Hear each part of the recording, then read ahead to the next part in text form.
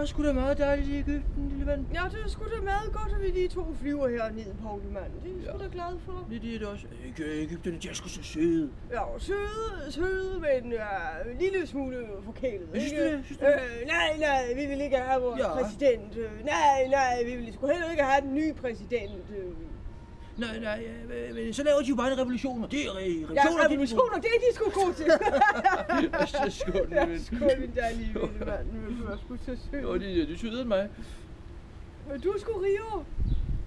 Ja, du er også brunere end mig. Ja, men sig mig, hvad er det, du drikker på? Jeg drikker rosé. Rosé?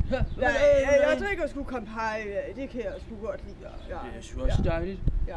Men nu har jeg læst det forleden, at nu er det jo muslimerne, der har taget magten i Egypten. Og muslimerne? Ja, muslimer, de er sgu søde. Ja, det interesserer mig sgu ikke særlig meget, de der religion og krig og ballade. Jeg synes sgu, det er kedeligt. Nej, jeg synes, det er meget spændende. Også muslimerne, der har taget magten i Afghanistan. Ja, muslimerne, er det ikke dem, der pakker deres søde piger ind i kluder og tæpper og servietter og hvad ved jeg?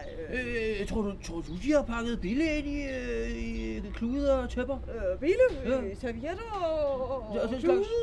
Det ved jeg sgu ikke. Og hun er sgu sådan en sød pige. Ja, hun er sgu fræk. Fræk. Hende vil jeg gerne smøre ind i hummus. Nej, hummus? Ja, altså kundejournalist. Ja, selvfølgelig. Nej, nu bliver jeg sgu tørstig igen. Ja, skål, syde dig. Skål,